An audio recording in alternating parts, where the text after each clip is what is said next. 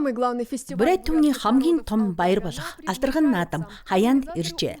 Зохион байгуулагчид сүүлийн бэлтгэл ажлаа базааж байгаа бөгөөд энэ удаа Бред улс руу 5,000 орчим зочин төлөөлөгчийг хүлээн авахар бэлтгэж байна. Бүгд найрамдах Хятад ард улсын өөр Монголоос, Монгол улсын Брэдүүд олноор суурьсан аймагудаас мөн өөр байгалийн хязгаар агийн тойрогоос оролцогчид ирнэ. Зөвхөн өөр байгалийн хязгаараас гэхэд 500 орчим хүн ирэхээр байна. Ирхэн мужаас 300 орчим төлөөлөгч оролцсон. Мөн Брэдийн нутгийн зөвлөлүүд 15 орчим хотоос хүрэлцэн ирнэ. Энэ жилийн урлагийн хөтөлбөр өмнөхөөс ч илүү өргөн хүрээтэй байхаж, эстрадын дуу бүжгээс эхлээд уран бичлэг, уран зохиол хүртэл нийт 18 төрлийн уралдаан тэмцээн болно. Түүнчлэн Брэдийн театруудын тайзнаа хэд хэдэн жүжиг толилуулах юм. Харин спортын хөтөлбөр уламжлалаа хадгалж, үндэсний спортын 6 төрлөөр өрсөлдөөн үргэлжилнэ. Сээр хугалах, шатар, бүхэ барилдаан, шагаанаадаан, сур харваа, нёрны уралдаан зэрэг төрлүүдээр тэмцээн болно. Тэмцээнүүд Дорж Банзаровын нэрэмжит Брэдийн улсын их сургуулийн цэнгэлт хүрээлэн, Брэдийн төв цэнгэлт хүрээлэн болон Ингажны Датцангийн ипподром гэсэн үндсэн уран байршил зохион байгуулагдана. Морины уралдаан ипподромд болно. Наадмын талбайнууд зочдоо хүлээн авахд бараг бэлэн болжээ. Мөн энэ жилийн гол шагналуудыг ч танилцуулсан байна. Морины уралдаан, сур харваа, үндэсний бүхэн үнэмлэхүй аваргууд УАЗ Патриот автомашины эзэн болно. Инээс гадна анх удаа загвар зохион бүтээгчдийн дунд автомашины шагнал гардуулах юм. Автомашины бүх зогсоол дүүрэх төлөвтэй байгаа. Тиймээс пианор зогсоолоос цэнгэлдэх хүрээлэн хүртэл тусгай автобусууд тогтмол үйлчилнэ. Ингэснээр хүмүүс наадмын талбайд төгжрлгүй хурдан хүрэх боломжтой болно. Бид автомашина пианорт үлдээгээд автобусаар зорчихыг зөвлөж байна. Наадмын нээлт хаалтын эслэл, дангина тэмцээн болон эстрадын дууны уралдааны тасалбарууд албан ёсны цахим хуудасаар худалдаалагдаж эхэлжээ. Харин бусад бүх арга хэмжээ үн төлбөргүй. Наадмын төгсгөл зөвхөн шилдэгүүдэд тодруулаад зогсохгүй. 2028 оны Алдархан наадмыг зохион байгуулах дараагийн эзэн нутгийг сонгоно. Алена Михайлова, Арина Бельдинова, новости дня.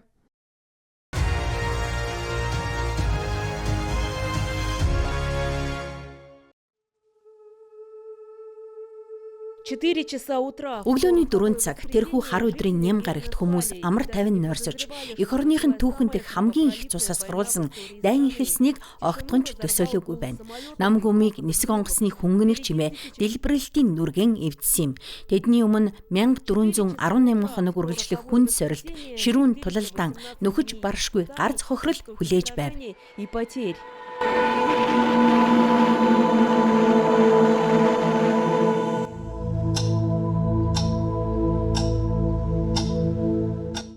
Брэдэс фронтод 120,000 гаруй хүн мордсны 3/1 нь их нутагта эргэж ирээгүй юм.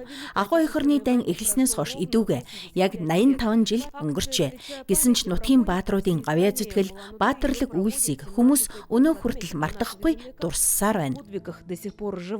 Энэхүү ялалт ямар их хүнээр олдсон. Энэ аимшигтай хичнээн их уу гашуу зовлон авчирсныг бид үргэлж санаж явах болно. Эрхэм Ахмад дайчдаа гүн үндэтгэл илэрхийлье. Мөн өнөөдөр их орныхоо эрхчлөө тусгаар тогтнолыг хамгаалж буй бүх хүмүүстэй талархал илэрхийлье. Дайны үеийн баатруудын дурсгалыг 1 минут дуугүй зогсон хүндэтгэлээ. Энийн дараа мөнхийн галын дэргэд цэцэг өргөж, фронтын дайчид, артлын хөдөлмөрчд болон энгийн иргэдэд талархал илэрхийлэн дурсгалын лаа асаалаа.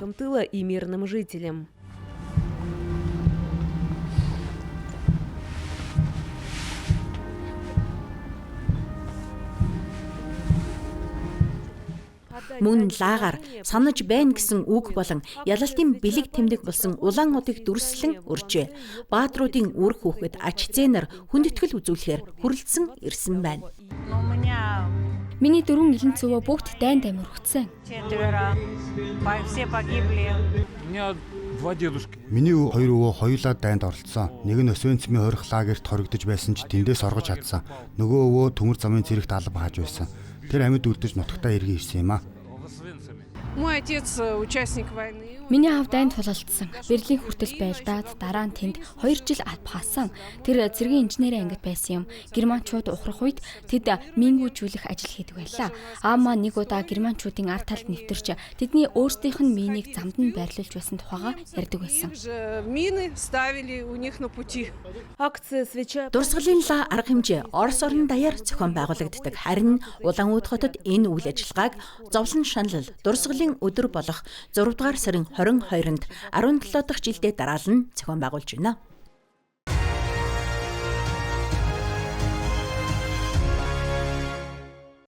Еще полгода назад на этом месте бушевал. Хагас жилийн өмнө энд гал дүрлзэж байла. Ангарск хотын нэгэн гэр бүлийн байшин хэдхэн минутын дотор шатаж үнс нуран болсон юм. Тэр үед эхнэр нөхөр болон бяцхан хүүхэд нь орон гэргүй эд хогшилгүй хэвийн амьдралгүй үлджээ.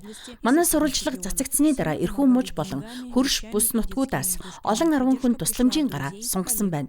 Хүмүүс мөнгө, хувцас хэрэглэл, хүүхдийн тоглоом хандвилжээ. Найз нөхөд хамт олон бизнес эрхлэгчид төдийгүй огт танихгүй хүмүүс дэмжлэг үзүүлсэн юм. Помощи неравнодушных людей. Хэдхэн хоногийн өмнө бааш худалдаж авах гэрээ амжилттай хийгдсэн. Хэрв тэр үед бидэнд туслаагүй бол энэ бүхэн болохгүй байхсан. Танаас сурвалжлага гарсны дараа манай мужийн янз бүрийн хотоос бүр Красноярскаас хүртэл хүмүүс над руу залгасан. Одоо би өөрөө ч бусдад тусалж хандивын аян зохион байгуулах, мэдээллийг түгээх ажилд оролцдог болсон. Учир нь зовлон гэж юу болох, тусламж хэрэгтэй байх ямар байдгийг өөрийн биеэр мэдэрсэн. Когда тебе нужна помощь. Теперь здесь снова звучит. Одоо энэ гэрт хүүхдийн инээд дахин цуурайтаж байна. Харин айдас төгшөөрийн оронд засвар хийх шинэ гэрээ тогтчуулах ажил өрнөж байна. Гэр бүлийнхэн нь туулж өнгөрүүлсэн бүхний дараа аюулгүй байдал, гэр бүлийн халуун дулаан уур амьсгал, бусдын дэмжлэг зэрэг энгийн зүйлсийн үн цэнийг бүр ч илүү ойлгодог болсон гэж ярьж байна. Гэсэн ч тэд хуучин газараа орхих бодолгүй байна. Туулсан бэрхшээлийг үл харгалзан тэр газрыг дахин тогтчуулж шинэ амьдрал бэлгэлэхээр шийджээ. В принципе, ничего сложного восстановить. Ер нь сэргэн босгоход нэг хэцүү зүйл байхгүй. Бүх инженерийн шугам сүлжээ нь холбогдсон, дүнзэн хийцэн үлдсэн. Дээврийг нь засаж дотор талыг нь шинжлэхэд болно. Бид гэр бүлэрээ ярилцаад ийм шийдвэр төрсөн юм а. Энэ гай зовлон биднийг улам нэгтгэсэн. Тиймээс байшингаа сэргэн засварлаж, эцэг эхийгээ туслангийн байшин болгохоор болсон. Это будет полностью родительская дача. История этой семьи стала. Энэ гэр бүлийн түүх хүнд хэцүү үед тусламж хамгийн санаандгүй хүмүүсээс ирдэг гэдгийг харуулсан тод жишээ болжээ. Өнгөрсөн шинэ жилийг өөрийн гэсэн гэр оронгүй өгтөж байсан тэд өнөөдөр шинэ байшингаа тогтчулж байна. Тэр үеийн үйл явдлыг хүнд сорилт байсан ч даван тулсан амьдралын нэгэн шалгуур хэмээн дурсаж, тусламжийн дуудлагад хариу өгсөн хүн бүхэнд талархал илэрхийлдэг. Учир нь ийм түүхүүдийн ачаар хорвоо дэлхий илүү сайхан, илүү нинжин болдгийм а. Иван Прокудин специально для программы «Новости».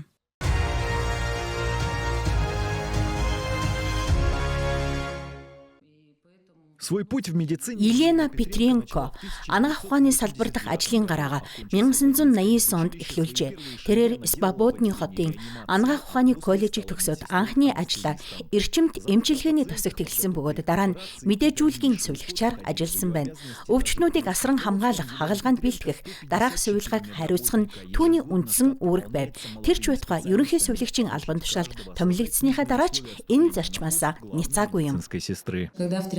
2013 онд энэ ажилд орж ирэхэд надад үнэхээр айдас төрж байсан. Би маш нарийн чиглэлийн мэргэжилтэй хүн байлаа. Эрчим тэмчилгээ мэдээгүйжүүлэхийн тасагт ажилладаг, нэг осондоо үл үзэгдэх фронтын дайчин байсан гэсэн үг. Харин энэ албан тушаалд ирэхэд зөвхөн өөрийн мэдлэг бус, бусад эмнэлгийн ажилтнуудын мэдлэг ур чадварч надаас шалтгааллах болсон. Залуу мэргэжилтнүүдийг хэрхэн хүлээж авах, хэрхэн чиглүүлэхээс эмнэлгийн нусан үйлчилгээний чанар хүртэл хамаардаг. Сегодня под руководством Өнөөдөр Елена Петренкогийн удирдлагад 154 эмнэлгийн ажилтан ажиллаж байна. Жил бүр хамт олон нь залуу боловсон хүчнэр өргөжин тэлдэг. Шинээр ирсэн ажилтан бүрийг сургаж дадлагжуулах, ажиллах таатай нөхцөл бүрдүүлэх нь ерөнхий сувилагчийн гол үүргийн нэг. Мөн Елена Владимировна бүс хоорондын эрдэм шинжилгээ практикийн баг хурлуудыг тогтмол зохион байгуулж, эмнэлгийн ажилтнуудыг туршлага солилцох, бүс нутгийн хэмжээний сургалт, мастер ангид оролцох боломжийг бүрдүүлдэг. Энэ бүхэн ирээдүйн чадварлаг боловсон хүчнийг бэлтгэх зорилготой. все, чтобы чтобы вырастить достойную смену. Миний хувьд эмнэлгийн ажилтан гэдэг бол хүнлэг эндрэнгүй өндөр мэдлэг боловсрал, мэрэгжлийн ур чадвар шаарддаг мэрэгжил. Бидний үйл ажиллагаанаас хүний амьнас шалтгаалдаг.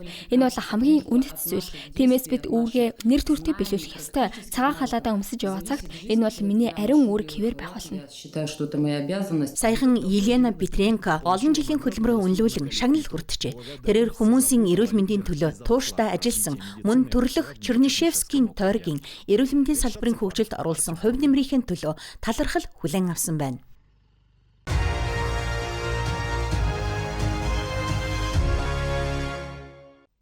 Якутск хотод чорон сайн сайхан амьдрал, эв нэгдлийн бэлэгдэл үзэсгэлэн нэгдлээ.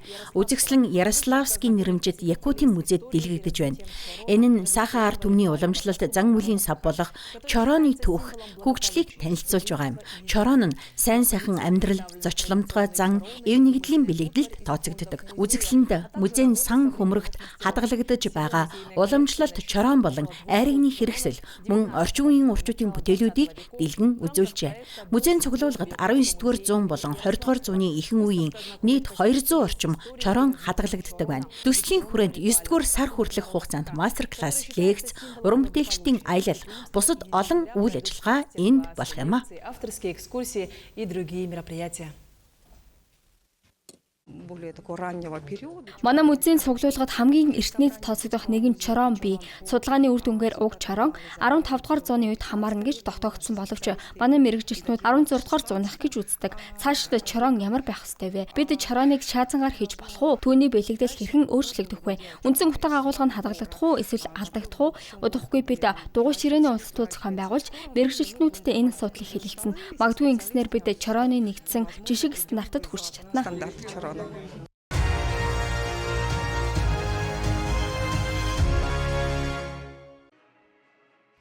Москвагийн Морис Торезийн нэрэмжит улсын хэл шинжилгээний их сургуульд хятад дуу хөгжим ихшиглэж шүлэг сонорт хүрч байна.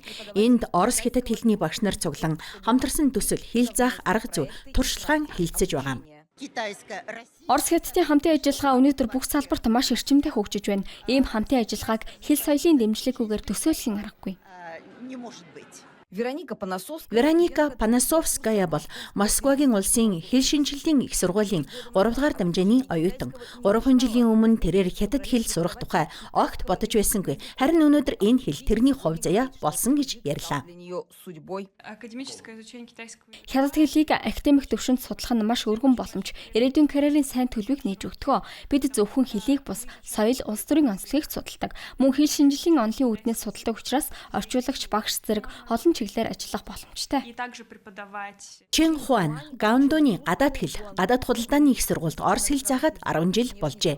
Тэрний хэлснээр орос хэл бүгд найрамдах хятад ард улсад улам бүр түгээмэл болж суралцах боломж нь өргөжсөөр байна.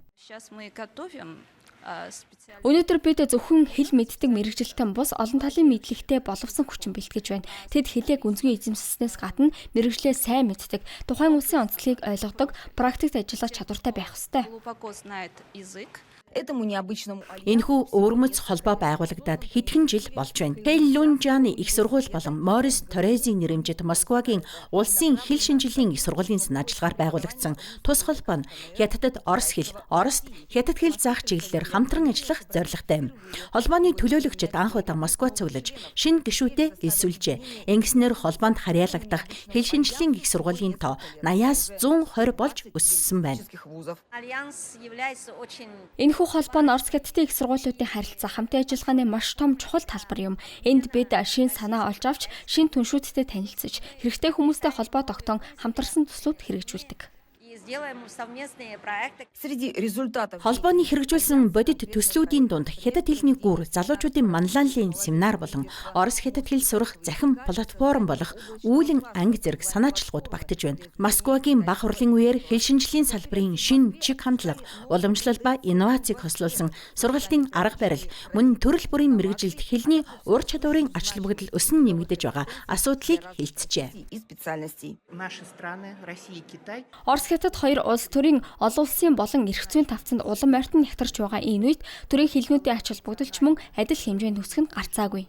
Боловсролын харилцан солилцооны жилүүдийн хүрээнд холбооны гишүүд хамтын ажиллагаагаа улам эрчимжүүлэхээр тохиролцжээ. Тэд туршлага, шилдэг практик, оюутан багш нарын солилцоог нэмэгдүүлж, хэл шинжлэлийн судалгааг хамтран хийхээр болсон байна. Орос хятадын хэл шинжлэлийн их сургуулиудын холбоог байгуулах санаачлагыг Морис Торресын нэрэмжит Москвагийн улсын хэл шинжлэлийн их сургууль гаргаж байсан бөгөөд энэ удаагийн эрдэм шинжилгээ практикийн баг хурлж тус сургууль дээр болсон юм. Холбооны үйл ажиллагаа нь зөвхөн хэлний академик судалгаа, сургалтын хамтын ажиллагаагаар хязгаарлагдахгүй. Соёлын солилцоог өргөжүүлснээр хоёр ард түмний түүхэн үеийг илүү сайн ойлгож, үнэлэх боломж бүрдэж, улмаар харилцан нөхөрлөл улам бэхжиж байна. Москва.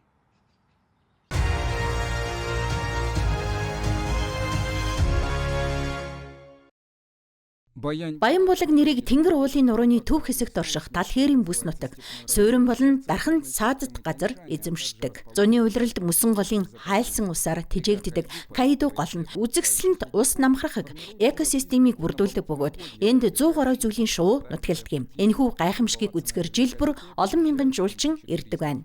Жуулчид үзүүрийн цэгүүдээр аялсныхаа дараа манад ирж хооллож хондог. Тиймээс өвөлдөө хонь маллаж зундаа жуулчны базаа ажиллаулдаг юм. Би нутгийнхаа хүмүүсийг ажилд авсан. Бид хамтдаа илүү сайхан амьдралыг бүтээнэ гэдэгтээ итгэлтэй байна. Баян булаг нь Хятадын 2 дахь том өндөр уулын бэлчээр бөгөөд талбан хэмжээгээр Израиль эсвэл Словен улстай дүүцхүйц том юм. Оргил үедээ энэхийн мал сүргийн тоо толгой 1 сая хагаст хүрч байсан нь өндөр уулын нуг бэлчээрийн дороотолд хүргэжээ. Иймээс эрх баригчид нутгийн иргэдээс бэлчээрийн түрээслэн дархан цаадад газрын хэрэгцээнд ашиглах болсон байна. Харин малчид энийхээ хариуд татаас авч жуулчны зориулттай гэрэн кемпинг ажилуулах зөвшөөрөл авдаг болжээ. Бид гэрийнхээ гаднах уламжлалт хэлбэр дотоод жимэглэлийг хадгалсан. Харин дотор нь халаалттай өрөөд өгчүүлж, цэвэр ус оруулан шүршүүр бас суурлуулсан. Бүх зүйл зочдын 5 дахыг хангахад зориулагдсан юм а. Баян булгийн дархан цаазад газар нь зөвхөн жуулчдыг татхаас гадна бүс нутгийн хамгийн том ажил олгогч болоод байна. Баян эрдний хөрш 200 хонь 40 адууга бусад малчдад даатгаж өөрөө аяллалын хөтөж болжээ. Тэрээр жуулчдыг морин аялалд дагуулan явдаг байна. Өмнө бидний амьдралын сайн сайхан байдал зөвхөн мал сүргээс хамаардаг байсан. Харин одоо бараг айл бүр аялал жуулчлалаас орлого болж байна. 5 дугаар сарын дундаас 10 дугаар сар хүртэлх хугацаанд миний цэвэр орлого 50-60 мянган юанд хүрдэгэ.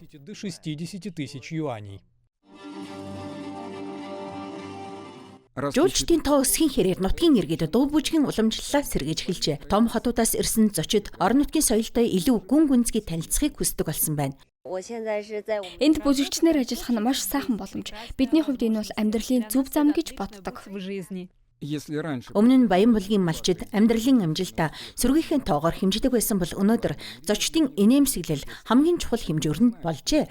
Тэд нэг зүйлийг сайн ойлгосон байна. Альпийн нухтай өрсөлдөх үйтс бэлчээр нь дархан цаазтай онгон дагшин хിവэр үлдэх цагт баялагын ундраг нь болсоор байх болно.